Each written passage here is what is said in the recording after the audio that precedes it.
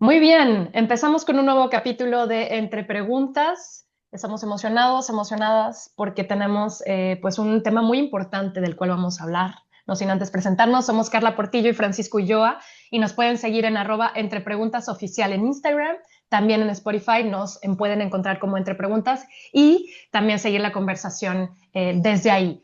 Pues resulta que hoy vamos a hablar sobre algo que pone a México de nueva cuenta en el foco de la conversación internacionalmente hablando, pero sobre todo para las personas que trabajan aquí, que laboran aquí. Es un tema del cual vamos a irlo desmenuzando con una persona que está conectada a través de Zoom con nosotros y que vamos a ir conversando y detallando también todos los puntos importantes de una reforma laboral. Ujú. Francisco. Estamos ahora con Carlos Padilla. Lo voy a presentar un poco. Carlos Padilla está haciendo el doctorado en economía en el Instituto de Investigaciones de la UNAM, de Investigaciones Económicas de la UNAM. Tiene una larga trayectoria, estudió, partió en la Universidad de Sonora y ahora ya está en su doctorado. Y sus líneas de investigación son muy interesantes, que tienen que ver con productividad, desigualdad, pobreza y lo que nos importa hoy día, el trabajo y la política fiscal.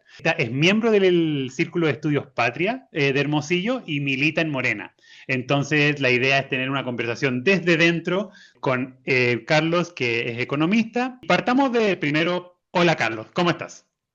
¿Qué tal? Pues un gusto, compañero. Estamos acá discutiendo, pues gracias por la invitación antes que nada, pues muchas felicidades por el programa, recién los he encontrado y pues la verdad es un contenido que vale bastante la pena. Estuve escuchando el programa de Bad Bunny recientemente, bastante bueno, igual pues también invitados de primera, ¿no? Como el caso de Alejandro Páez Varela o el doctor Ceseña, y pues, ahora un servidor, ¿no? Con mucha humildad. Pues muchas gracias. No, muchas gracias a ti por aceptar la invitación. Y vamos a partir por, primero, si tuvieses que posicionar o hacer una breve línea de tiempo en cuanto a esta reforma, ¿cómo llegamos? ¿Cómo llega México a decir, creo que tenemos que reducir de 48 a 40? Y en esta, si hay una línea de tiempo, hay una duración de esta discusión o partió de este año, el año pasado, no sé. Si nos podrías como un poco explicar. Qué buena pregunta para hacer acá entre preguntas, porque la verdad me parece que los lugares comunes de lo que hemos ido viendo en los medios de comunicación suelen obviar o suelen brincarse esta parte del contexto, ¿no? La cual es plenamente, completamente relevante. Acá, pues, el punto de partida, por mis afinidades y mis líneas de investigación, los daría casi 40 años atrás, cuando empieza la ola neoliberal, más o menos alrededor del 32, con la llegada de Miguel de la Madrid como presidente, se toman una serie de concesiones de corte político, estructural y obviamente laboral, ¿no? Ideológico también, que eso redefine de alguna manera nuestra relación con el Estado y nuestra relación con la economía. En este caso particular del que vamos a hablar, nuestra relación con la apropiación de lo que se genera en sociedad, ¿no? Entonces, en ese sentido, para mí sería la historia más corta, que venimos de una tradición de que entre más se producía, más próspera se hacía la sociedad, ¿no? Entonces, esto devino en una serie de políticas y políticos que fueron autorizando una serie de medidas en perjuicio de la clase trabajadora, ¿no? El salario real se disminuyó, los precios se mantuvieron estables, entre comillas, mientras ganábamos menos, trabajábamos más e íbamos perdiendo una serie de derechos que ya habían sido ganados, ¿no? Se destruyen los sindicatos, se estigmatiza la organización laboral y esto viene de alguna manera acompañado, revestido por un manto ideológico referente al uno que se hace a sí mismo, no como se saca adelante solo, que no importa tanto ahí el Estado, las luchas colectivas, que el sindicato es pura grilla. Y esto encuentra su cúspide más o menos por allá entre el sexenio de Calderón, 2006-2012, en materia laboral, donde básicamente se destruye fuertemente sindicatos importantes históricos de México, con todos sus matices, y también donde se legaliza de alguna manera la subcontratación, lo cual hace que reduzcamos mucho como trabajadores en esto que es la pelea por el excedente económico, ¿no? Del capital contra el trabajo, que pues está muy bien estudiado. Entonces, en ese sentido, para mí sería el comienzo. Encontramos un parteaguas con el triunfo de la izquierda en 2018 y se comienza a revertir esta tendencia, ¿no? Tenemos pues posicionamientos importantes, como el tema del salario mínimo, como el tema de otros derechos laborales, como las trabajadoras domésticas, la ley silla, el tema de los trabajadores de aplicativo, etcétera, ¿no? Ese es un panorama amplio, ¿no? Me pediste preguntar un punto de partida, yo lo colocaría a raíz del neoliberalismo, ¿no? Como política de Estado. Entonces quiere decir que, claro, esto es una medida, esta reforma de la jornada, de la reducción de la jornada laboral en México es también una reforma histórica, porque el artículo 123 del trabajo no se había tocado desde 1917, ¿no?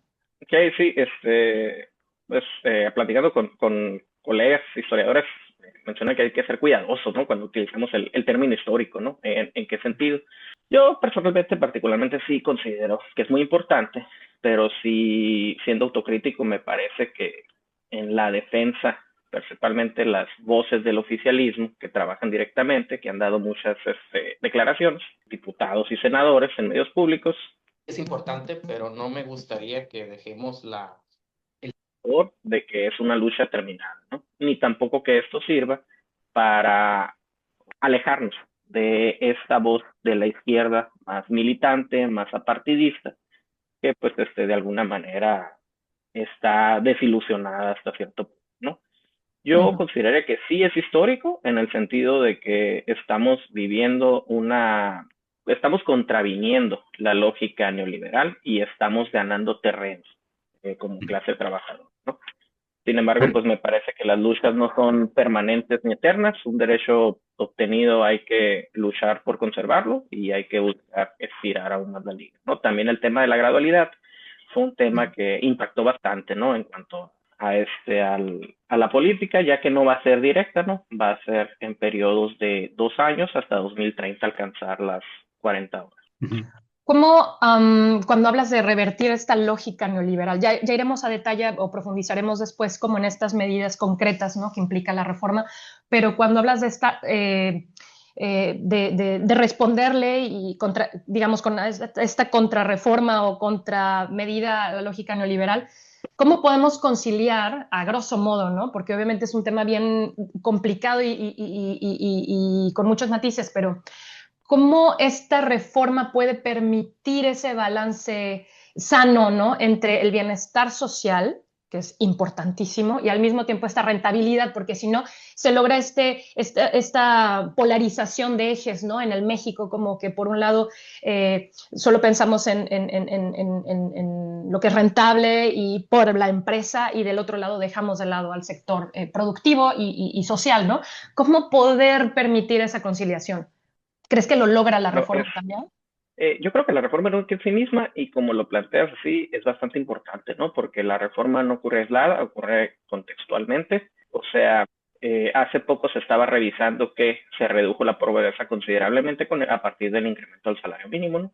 Pero resulta que gran parte de los empleados son pequeñas y medianas empresas. Es decir, el incremento del salario mínimo te invita a hablar de una reforma fiscal progresiva.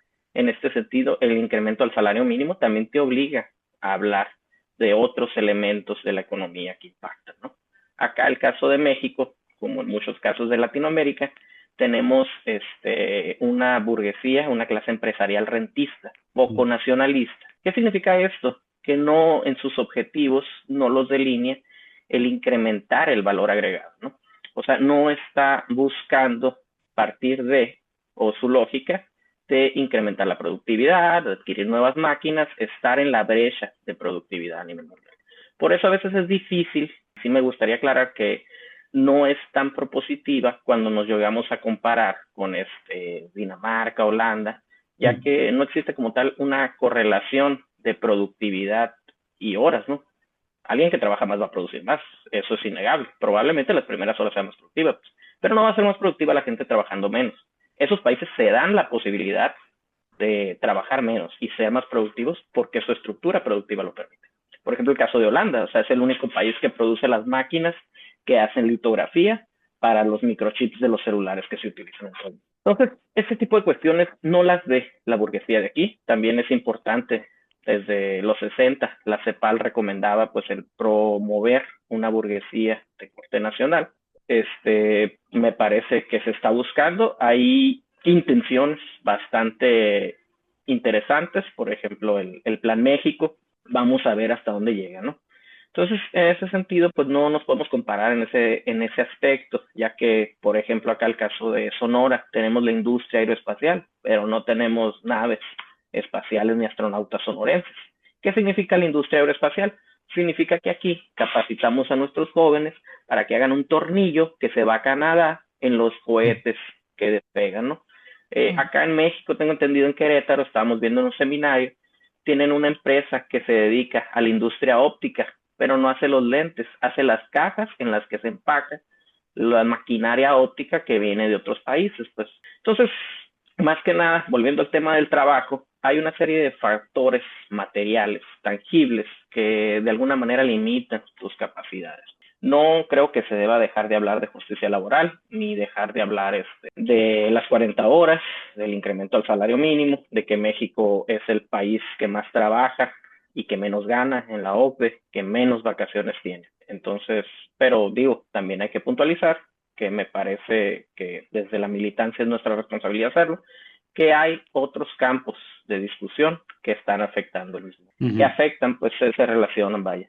Vámonos a la reforma misma. Claro, el titular es México reduce la jornada laboral de 48 horas a 40. Literalmente lo que tú nos estabas hablando en este proceso largo de cambios laborales, cambios a la estructura del trabajo. Y esta siendo la última de todas esas reformas por el momento.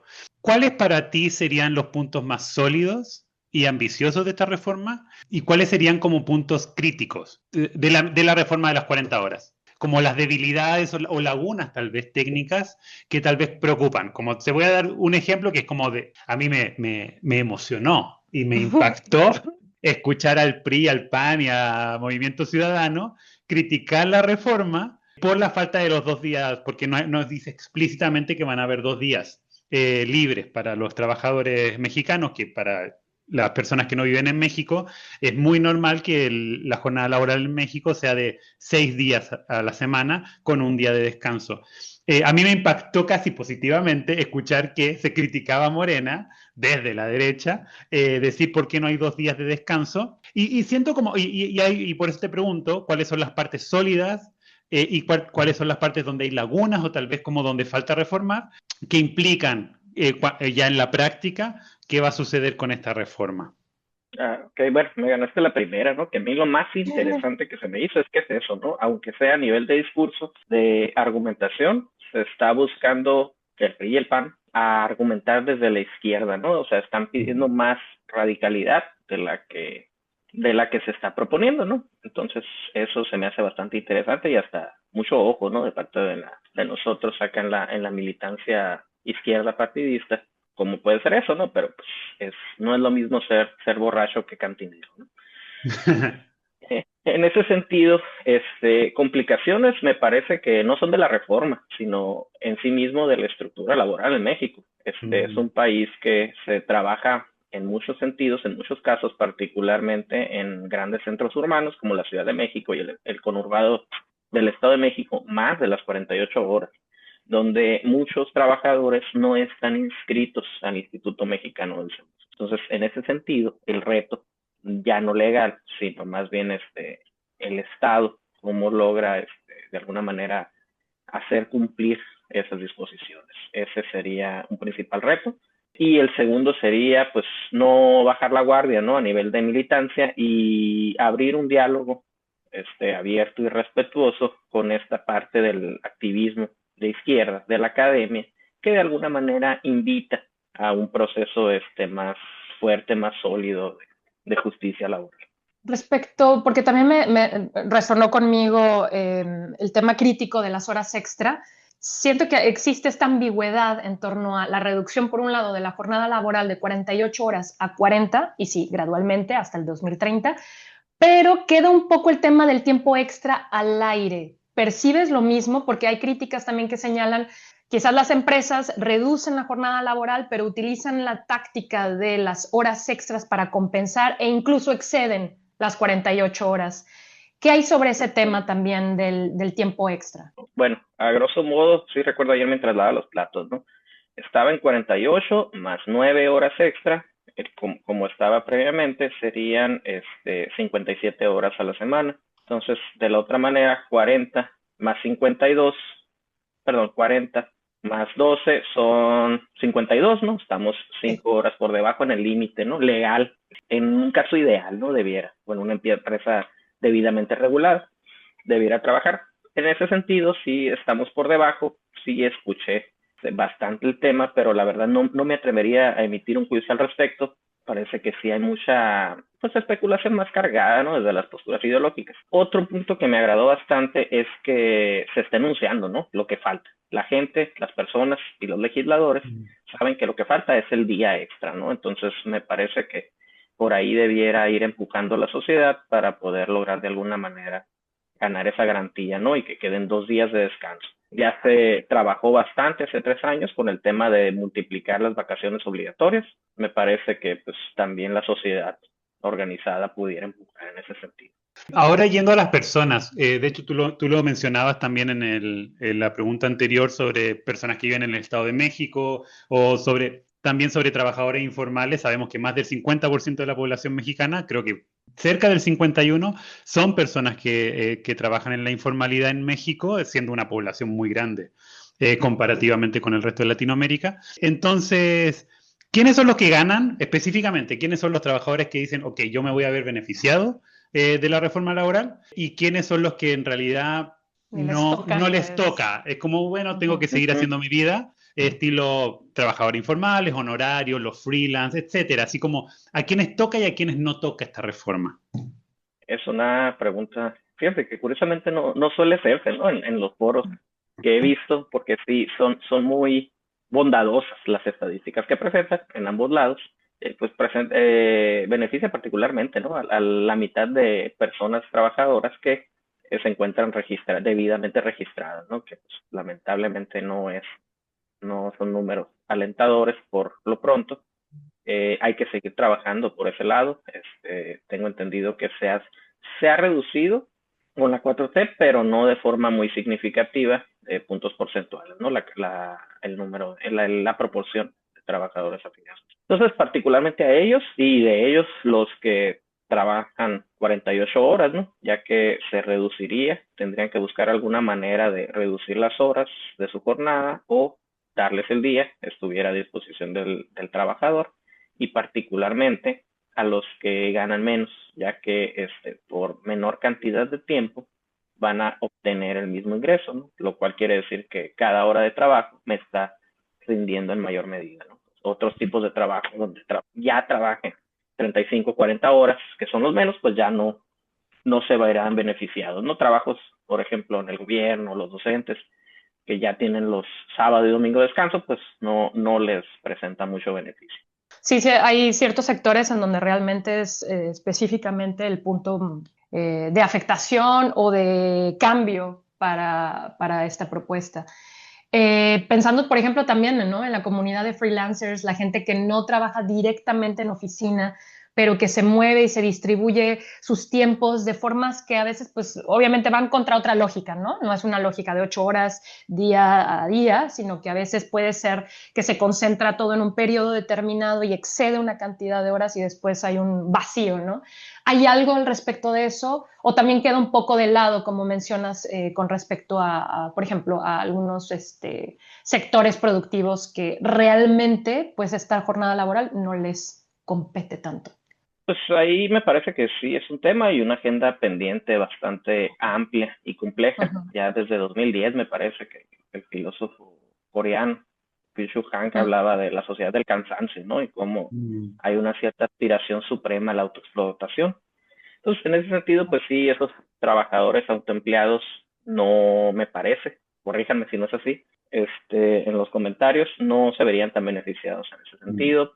Particularmente sí se ha legislado el caso de los repartidores, el caso de las empleadas domésticas, pero sí hay toda una serie de políticas pendientes a muchos jóvenes principalmente que se dedican a autoemplearse, ¿no? Pues ahí sí, soy mi propio patrón, ¿no? Ni modo que yo me dé las 40 horas, ¿no?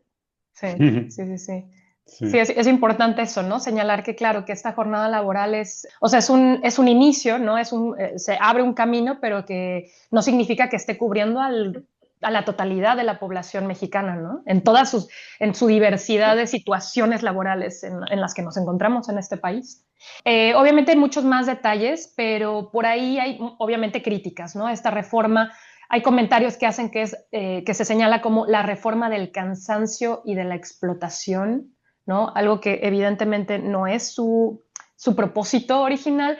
¿Qué opiniones tienes al respecto? Que más que sea un avance, sea un retroceso para ciertos grupos de opinión. Fíjate que creo yo que a diferencia de gran parte de la militancia, no me molesta del todo. De hecho, siempre me agrada que se abra el diálogo desde la izquierda hacia exigencias más radicales. Me parece que ya cuando estás en la izquierda partidista es la forma en la que mantienes los pies sobre la tierra. Sí hay comentarios bastante duros ahí, pero pues, no me parece que haya mucho medida de comparación. Pues ya, si nos ponemos, por ejemplo, el caso de Argentina, lo que está pasando con Milei, que les van a dejar de dar dinero para dar horas a disposición del patrón, del empleador, pues ya se dice, es muy surreal, ¿no? Lo que está pasando en comparación de México. Si lo ponemos así, pues sí, es una super victoria laboral. Si lo ponemos en el camino que nos falta por recorrer, me parece pues que todavía falta mucho por empujar al respecto, ¿no? Yo sí creo que es una victoria de la clase trabajadora que ha costado, hubo marchas, incluso desde la no militante. Me parece que se tiene que ser, desde una visión de Estado, se tiene que ser conciliador con la parte empresarial y con la parte internacional de quien lamentablemente pues estamos riesgo de sus decisiones financieras por un mal entendimiento de la política interior, pues pueden pasar cosas adversas, ¿no? Acá en México. Pues entonces por eso se extrema precauciones, a veces se toman decisiones arriesgadas y apropiadas, en otras ocasiones no, ¿no? Y ya pues hemos vivido mucho de eso acá en México y en Latinoamérica, ¿no? Particularmente. Conectándolo con lo que decías de Argentina, esta nueva iniciativa del sueldo dinámico que casi que nadie entiende, solamente él. Pero también hay otros países, o sea, Colombia y Chile redujeron la jornada también a 40 horas. Colombia, no sé, creo que eran 45, Chile también era 40, de 45 a 40. México es como una excepcionalidad al tener 48. Entonces, como que en esta idea de hacerlo paulatino para no impactar a la economía nacional, los países, claro, la reducen cada año una hora. Como México tenía demasiadas horas, es cada año 2 horas. Pero al mismo tiempo eso impacta, bueno, no te voy a decir que eso impacta en el Oxxo, o sea, los dueños, al grupo Garza, ¿no? Si existe alguna política ya de Estado para que, como tú nos explicabas, que la reducción de la jornada laboral primero aumenta también el salario real, porque trabajando menos horas ganas el mismo sueldo, o sea, más plata por hora. ¿Hay alguna medida que permita que las pymes puedan adaptarse a este proceso paulatino? Ya hablando realmente de pequeñas y medianas empresas, no de estas pequeñas y medianas empresas que no lo son, sino que realmente lo son para que no quiebren en el transcurso de este cambio de política pública. ¿Se contempla algo o desde el Estado no existen como incentivos económicos que permitan que se mantengan, que la economía siga como fomentándose? Ok, bueno, respuesta corta, no. No, pero de hecho es algo bastante interesante, ¿no? Que muchos economistas, Gerardo Esquivel, quien presidió el Banco de México, muy militante, pero también muy técnico, un economista muy rudo, ha presentado esta duda, ¿no? Esta pregunta que nos traes acá, Francisco, sobre el tema, pues, o sea, sí estamos reduciendo la pobreza, en este caso, pues ahora sí estamos incrementando el salario real, pero se le estamos cargando a los mismos que no son los que están acumulando. Entonces, sí hay programas aislados, diversos. Honestamente, como política pública, política fiscal, no veo algo sólido. Ya entraría en el debate de la reforma fiscal, que pudiera ser para otro tema, otro capítulo.